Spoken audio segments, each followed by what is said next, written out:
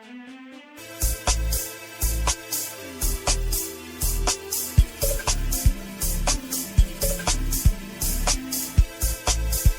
welcome to BPM with your boy awThe and my special guest today, Laney. Hey, how's it going? Aloha, everybody. Did I pronounce your name? Kawaoka. Yeah, that's Simple Passive Cashflow.com is the important part. That's the important. You are Al. Are you from? Do you have a Japanese heritage? That's correct. That's correct. Then Genki. I've been dabbling a bit in the Japanese. Oh, I don't know. I don't know how to speak Japanese. You don't know how to speak? Oh no. Okay, no problem. That's all right. Then we'll stick to the good old fashioned English then. Yeah. So you're a very decorated individual. What I'm interested in is because obviously you've achieved quite a lot in your short life. What was your childhood like? Yeah, so I kind of got brought up in a household to be very frugal with your money, study hard, go to college, and work at a job for 40, 50, 60 years and hopefully retire. Okay. But started investing in real estate after I saved up to buy a house to live in. And never looked back after that. We do passive cash flow investing. So you need money to invest, but we take 20% down payments and we buy properties that are cash flow positive. And we just rinse, wash, repeat, keep doing it again and again and again. Okay. That's awesome. Because like I said, I was reading your obviously biography and I was thinking to myself, wow, you've somehow amassed a collection of 4,500 units. Is that correct? 4,800 now today, but today it's easier. In the beginning, it's hard, right? When you're buying your first few properties. Yeah. That's really when it's the hardest. Yeah, because I guess like I don't know, I'm interested in investing as well. That's why I actually got you on the show. Not real estate though. I thought more about stocks, trading, cryptocurrency, the popular stuff at the moment. And I was thinking to myself, like, I can't scrape 2 pennies together to actually afford to let's say buy a house. No, never mind investing in the stock market. Sorry. So I was like, how did you manage to get your focus together and buy a house? I don't know how old you was, but you was probably a young guy. Maybe you can give some. We there are a lot of strategies, no money down, all this stuff. We don't do that, right? A lot of us in my group have high paid salaries. We take that money, we save it, and we buy rental real estate. And it's not a get rich quick scheme. Yeah, sure. But it takes a while, but surely, but it kind of grows and grows and grows from there. That's awesome. So how do you begin investing now? What's the steps? Like obviously money, but say we want to go on your program. Right, you need money to invest, right? If you don't have money, you got a money problem and you got to make some money. I can help you with that, right? A lot of people in my group make a pretty good salary. They went to college, they studied hard, they got a professional salary, and they combo that with they don't spend money needlessly, right? They're good savers. So most of the people on our group, they save $30,000, $40,000, $50,000 a year. Okay. And they put that to investing in real estate or hard assets, real assets. That's what we call it.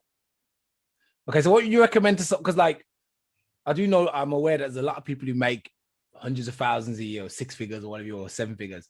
How would you somehow convince, especially for my diaspora, like the black folks, we don't really have money that much, we don't get good jobs, I guess that's a lot to do with that's a bit more our own fault as opposed to everybody else's fault.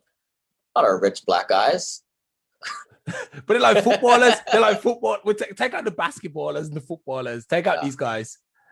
Let's talk about I think that a lot of people are kind of, in that situation. I'd say most of the population don't have very much money. And I didn't start off with too much in the beginning. But the important thing is to you make money, right? If you don't make money, I can't help you guys, right? So you gotta make, you gotta have a job, right? You gotta make money. or run a business, do whatever, Mhm. right? But then, you spend money, right? You buy things, you buy food, shelter, clothing, some Yeah. fun things, an iPhone, right? And then you have a net at the end of the day. Mhm. To me, if you have a net, then it's like having a pulse. You can do something with this thing, right? It's not like a dead cat out Yeah. there. Like, and it's just a matter of taking that money and buying and saving until you can invest in things, right? Yeah. Some people, they invest in stocks and crypto. Mhm. Unfortunately, with real estate, you're going to need to save about $20,000 to buy even the smallest of houses, $100,000 house that can bring in $1,000 a month rent. Yeah. So that's what I would kind of say. Like, step one, get some income in, right? Step two, make sure you're not spending more money than you're making. And I think a lot of people get stuck in that predicament, right? But if somebody's past step two, I can work with them, right? It's just going to take a while. Somebody's only able to save maybe $1,000 or $5,000 a year. All right, well, it's going to take them 4 or 5 years to save up 20 grand, but then they get on that escalator, right, and start buying real estate. Yeah. Yeah. I think that 20, to be honest, like 25, I think I'm trying to think 20,000 that's not really a lot of money. So It's doable. It's doable, right? And it might take people 4 years to save, 2 years to save, but that's the name of the game. Like, taking your savings and putting it to investments that make you more money is the goal. That's it. It's basically the whole idea that you got to make your money work for you. Is it basically? Right. And it's going to take a long time, right? I mean, you're going to need $1 million+ working for you to not do anything. Yeah. It's not a get rich quick thing, but it works, right? And I think it goes like, when I first bought my first property in 2009, I didn't buy my next one until a few years later. Okay. But it's obviously grows very exponentially, like a hockey stick. It snowballs, isn't it? Yeah. So explain me the counterintuitive wealth rules to rich. Yeah, so I think one of the big things is, they tell you to investing in retirement accounts and a lot of mutual funds, but unfortunately, those are the things that I think hurt most people. Yeah. Those things they're retail investing products, high fees, and that ultimately is the reason why most people take so long to retire. And I learned this very early on. When I had a rental property, I was making like 20-something% plus on my money. And I was like, well, why the heck am I going to put in this 401k thing, make 8 to 10% up and down like a roller coaster? Right. And this is where I realized the whole system is engineered to kind of keep people working. Sure. Retail investments. Yeah. So I like the whole idea of like buying a house, because I'm actually for the idea of buying a house, because I'm like, if I'm going to pay rent all my life, I might as well put that money into an asset. But obviously, so yeah, that's a big misnomer, right? Like, I'm not a big fan of buying a house to live in, because when you buy that thing, it's not an asset. An asset makes you money. A rental property makes you money because now it's a business. It's making a tenant in there. But what's in your house is not doing jack. That's true. So don't buy it, in my opinion. But I think most people should buy a house to live in, because most people are really bad with their money. Yeah. Like, most people need a savings account. So that's what the house is. It's kind of like a forced piggy bank. Yeah. But for those people who are financially responsible with their money, able to save at least a few $1,000s every year, don't take that big down payment, plop it in a house and make nothing. Take that down payment and buy 3, 4, 5 houses. Or there's 3 or 4 families making, paying down your mortgage for you, getting your equity built up for there. Yeah. I wish I would have knew that 15 years ago. Well, you bought your house already? Well, I got kind of lucky and we inherited the house.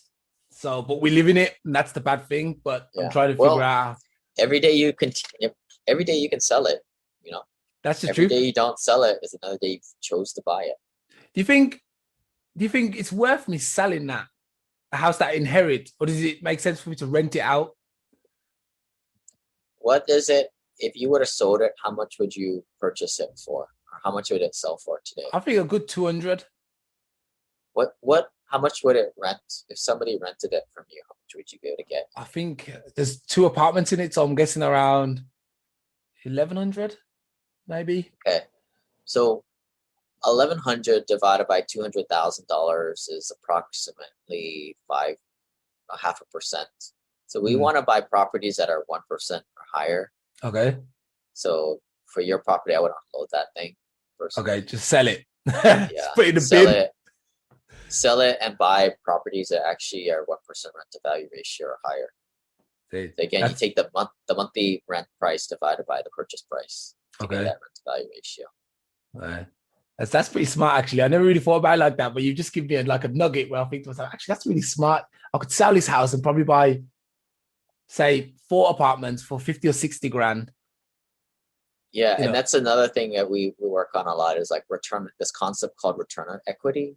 Because right now, how much if you would have sold it, do you have a debt on it? Do you have a loan on it? No, it's paid off. Okay. Well, yeah, you could probably buy 6 or 7 houses. Really? With that money, right? Now you're speaking my language. Well, maybe not where I live, but maybe like in America, if I did an offshore like investment. Yeah. Where do you live now? I live in Germany at the moment, so. Okay. Yeah. So I think this is what's nice is about America. America has the best loans. Yeah. And it has the best rent to value ratios. Asia, Europe, Australia, really bad rent to value ratios. Yeah. It's expensive. It's really expensive. The house prices are like flying through the roof. And then to rent, you could be easily buy 1,000, 2,000 euros a month just renting. And then you might as well buy the house. But that's a counterintuitive way that's the counterintuitive way we think. Because like we don't look at it like, oh, rent's throwing money down the tube. You know, and that's another like, you know, you don't take financial advice from people who are not financially free. That's true, yeah. If it's your mom and dad and your buddies telling you that, you should probably scratch your head. Sort of thing. But yeah, I mean, like I rent, man. You rent? It's financial. Yeah, makes sense. Why would I want to buy? But you own what you rent out, isn't it? Yeah, I will only own something if I rent it out because then it's an asset. Okay. I think I heard, was it Cardone or someone said something like that, this as well? Cardone, Grant Cardone, you know him for sure. Yeah, I mean, it's just numbers, right? Yeah. If you're putting money into a property, it better make you money. But right now, you get 200 grand of your money not doing jack for you. Yeah. Right? It's like you're trying to fight a war, but you have the tools. 200,000 soldiers doing nothing. They're just smoking pot, drinking beers in the barracks right now, right? Yeah. Get them doing something. Okay. They're not doing anything. That's true, man. You're working harder for your money than your money is for you right now. Yeah. For those 200 grand of it right now. I like it, man. But that, you know, that's like everything we're not told, right? Yeah. So all the secrets are held to the Illuminati or whoever they call themselves. Yeah. Yeah. I mean, think about it, right? Like if everybody did what I told them to do, buy a handful of rental properties, people wouldn't work. Yeah. Who would get our coffee? Who would build the bridges? Who would do stuff, right? Yeah. So actually, I'm not going to release this podcast. I'm going to keep this for myself, just like what they do. Yeah. I mean, but you know, it's to buy rental properties is a daunting task. People, it's out of their comfort zone, so people won't do it. No. See, when I speak to my wife, for example, she's always like, there's so much work that goes into it. Then you have to replace the roof or the boiler, you know, and that's why she's so scared. But I'm like, hey, that happens once every 20 years. I don't care about that. In 20 years, I've saved up so much money. A boiler is like a fraction. Yeah. I mean, that's why it's important to go into properties that meet that 1% rent to value ratio, because at that point you'll have excess cash to pay for what we call those are CapEx items, you know, like the boiler, the roof, the plumbing, electrical, you know, those big things you have to replace every 5, 10, 30 years. Okay. Okay, let's just move on a bit. Passive investing for working professionals. How do you build a portfolio in little time as possible? How do I build one? You buy a property that makes financial sense by buying 1% rent to value ratio property. People can go to my website, simplepassivecashflow.com/analyzer, get my free analyzer property. And then at that point, you have money to spare to pay property managers. Those are a key person on your team that's going to do all your leasing, all your repairs for you. And then you want to be able to make ample cash flow, right? To make money at the end of the day. Yeah. That's where it all starts. And it starts by finding a good broker, good property manager, good lender, and then just start moving through the process. Yeah. Just snowballs. What are turnkey rentals?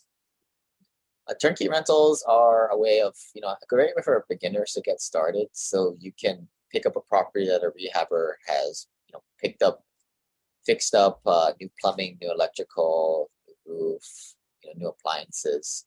Sometimes they'll even put in a tenant in there for you. So it's truly turnkey.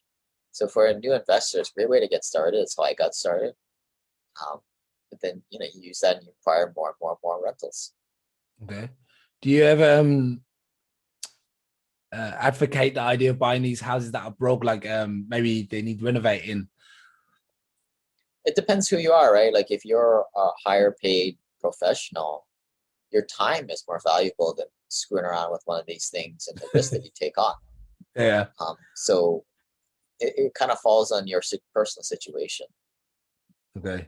So you got to basically have a hobby. Like I like building up houses from scratch or the derelict or whatever.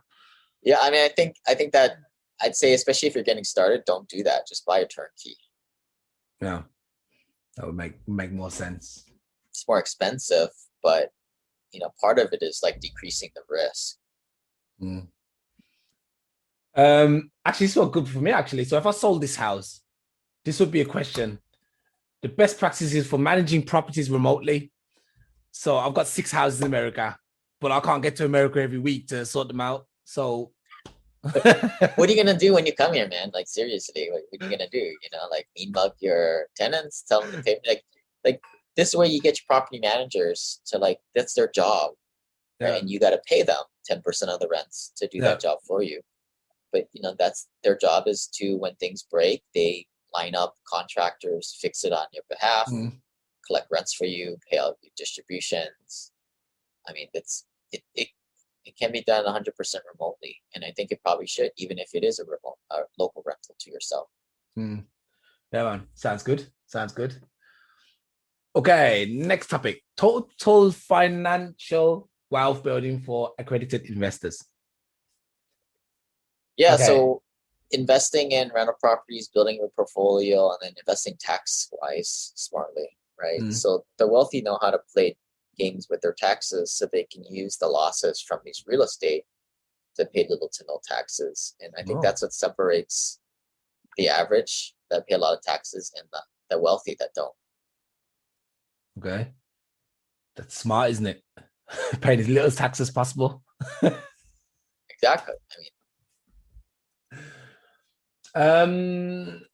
What is infinite banking? Infinite banking is a way of using whole life insurance to essentially bank from yourself.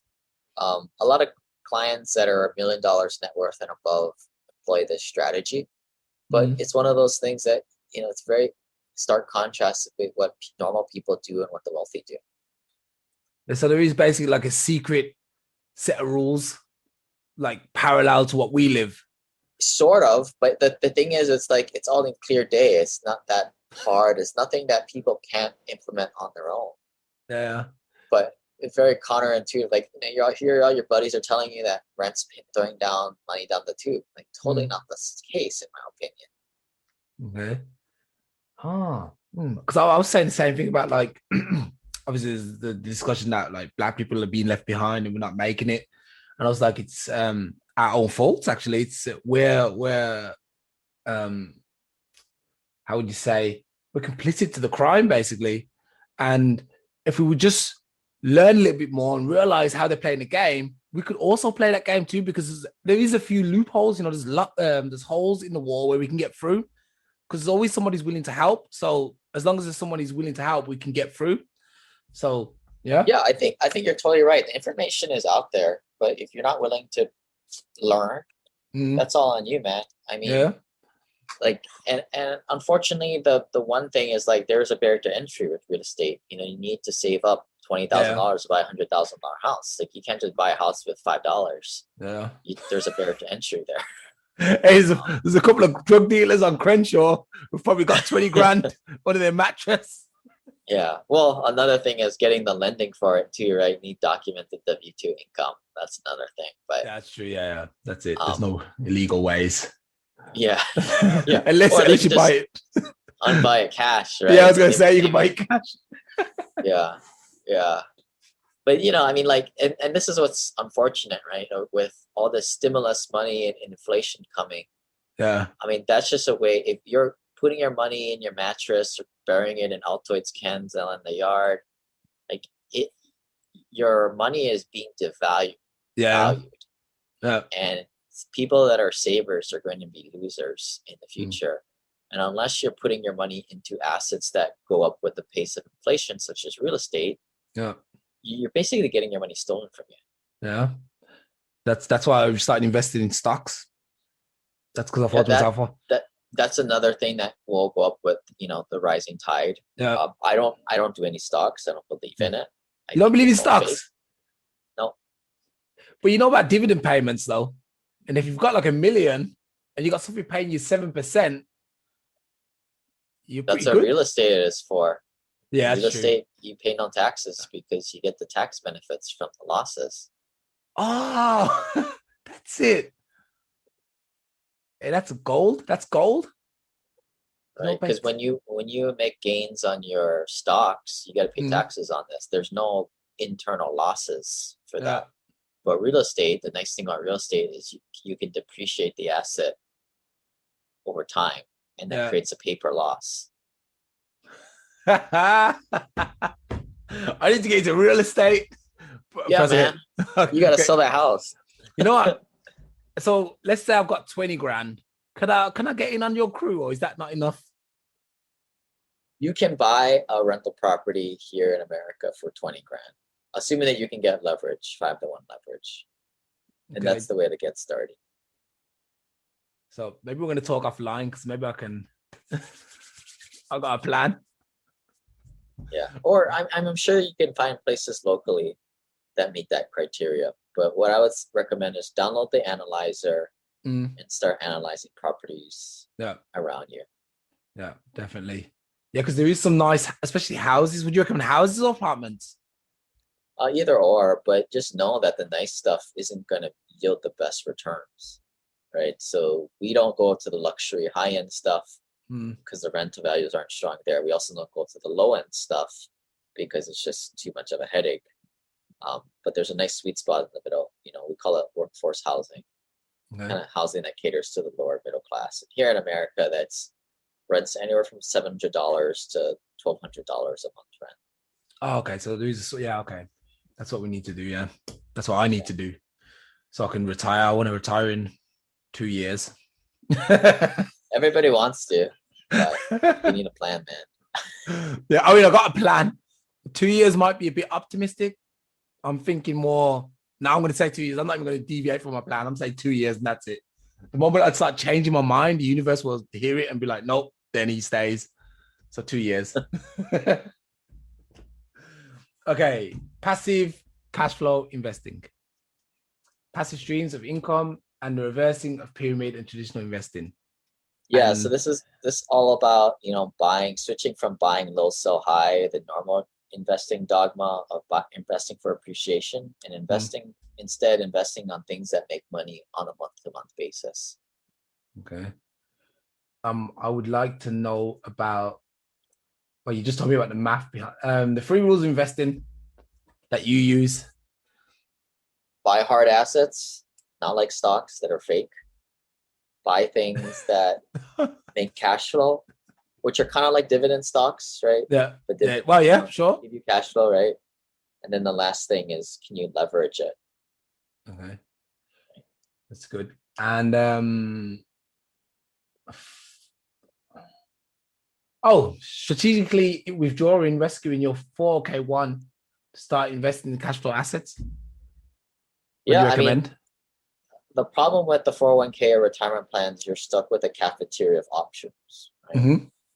Um, when you find most of those cafeteria options are high fees, they make money mostly for the financial planner and the institutions. When you get out of it, invest in real estate or things on your own, you make a lot more returns because there are a lot less middlemen. Okay. Interesting. Isn't it's 4K? Because we don't have. I don't know what we have in Europe. It's like Is the equivalent. everybody's got different, calls it something different, but essentially all kind of works the same. It's like a pension. It's a pension, sort isn't of. it? Yeah. Well, not a pension. Pension is kind of like what you pay into like Social Security here, but a retirement account is, government subsidized, or government says, hey, put your money into this account. It grows tax free. But the problem is you're stuck with all these bad investment options. No. That's the issue. So you can invest your 401k into something else. Unless you self-direct it, or you take it out. Okay. Is it a lot of money at the end, or how's it work? It's like, is it enough to live on at the end, or? Depends how much you got in there, man. Everyone's a little bit different. I'm trying to figure, because it seems like everyone seems to have one, but I'm like, do you get is like everyone pays the same amount, or do you have to put in like, if someone puts in $1 million every month, or I don't know? It's all what you put in, what you take out of your paycheck. Okay, cool. All right, so are you living in Hawaii now? Yes. And how's it down there? It's going well. Yeah. Sunshine and rainbows. Yeah, I've been to Hawaii. I love it. It's one of the best places on the planet. Really, it's great. One day I want to go back when I get some time, and when I can decide to do the flight again. It's like 15 hours long. All right, cool. Then, in closing, let me know where we can find you, how we can. Yeah, check out the Simple Passive Cashflow podcast, and check out my website, simplepassivecashflow.com. Thanks for having me. Yeah, no problems. And Okay. This is the guy if you want to make some money, get in touch with this guy. He knows what he's doing, and he's gonna help me for sure in the future, I hope. Yeah, because I need to buy some properties. Yeah, you gotta sell your property. Yeah, that's the first thing I'm gonna do. Actually, I'm gonna sell this place and then buy 5 from it. All right, All right. Laney, we'll talk again. Bye.